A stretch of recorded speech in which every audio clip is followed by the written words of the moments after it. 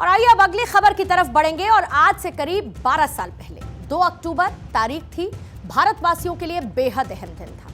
महात्मा गांधी और लाल बहादुर शास्त्री को देश याद कर रहा था। इन दोनों महापुरुषों ने भारत को आगे बढ़ाने, ईमानदारी के रास्ते पर चलने और भ्रष्टाचार से लड़ने की प्रेरणा दी थी।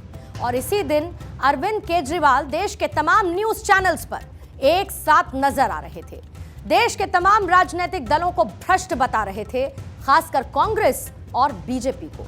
और ऐलान यह किया कि नई राजनीतिक पार्टी हम बनाएंगे। इस पार्टी का नाम रखा था आम जनता से जुड़ी पार्टी। आम जनता की सुनने और जनता के सपने पूरे करने वाली आम आदमी पार्टी। संसद का शुद्धिकरण करना है, लेकिन इसका मतलब ये नहीं कि सड़क का आंदोलन बंद हो जाएगा।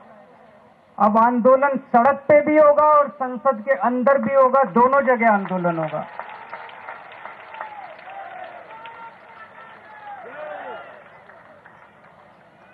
हमारा मकसद सत्ता लेना नहीं है, हमारा मकसद है कि संसद के अंदर जाकर जो सत्ता केंद्रित हो गई है उस सत्ता को इस देश के गांव-गांव, शहर-शहर और हर व्यक्ति के पास पहुंचाना। सत्ता को यहां से दिल्ली से खत्म करके इस देश के हर गांव तक पहुंचाना।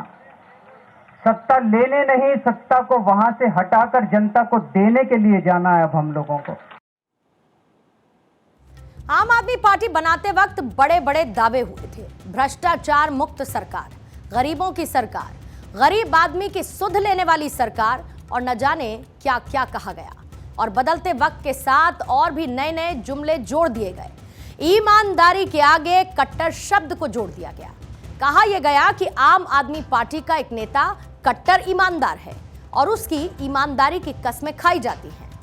लेकिन जिसे भी कट्टर ईमानदार बताया गया वो एक एक करके भ्रष्टाचार के आरोपों में जेल की हवा खा रहे हैं, जिसमें कुछ नाम मैं आपके सामने रख देती हूं और तस्वीरों के साथ। संजय सिंह, मनीष सिसोदिया, सत्येंद्र जैन जो कि फिलहाल बेल पर बाहर है।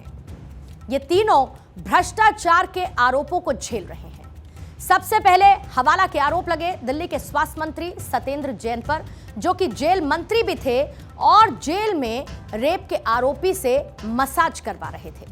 फिर मनीष सिसोदिया को कट्टर ईमानदार कहा गया, वो भी शराब घोटाले के आरोप में जेल में हैं।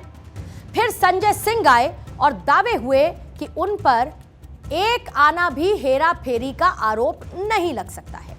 नतीजा ये कि अभी वो भी जेल में है। जिसे जिसे कट्टर ईमानदार बताया गया वो फिलहाल जेल में है।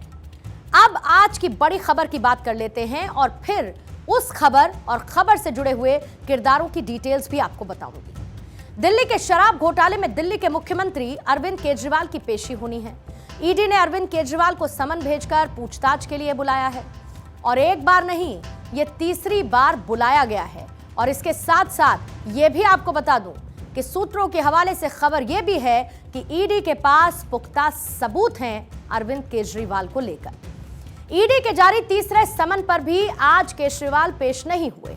एक लिखित जवाब भेजकर नोटिस को अवैध बता दिया। आम आदमी पार्टी अब इस मामले में कानूनी रुख अख्तियार करने की बात करती नजर आई। चूंकि कोई भी शख्स 3 बार ईडी का समन इग्नोर कर सकता है, ऐसे में अब केजरीवाल के लिए मुश्किल बढ़ने वाली है। ईडी केजरीवाल को पूछताछ के लिए बुलाने के लिए कोर्ट का रुख भी कर सकती है।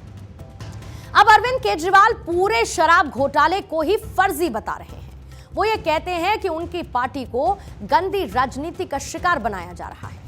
अब यहां से कुछ सवाल हैं जिनके जवाब आम आदमी पार्टी को देने होंगे और जब तक जवाब नहीं मिलता भारत 24 के सवाल थमेंगे नहीं।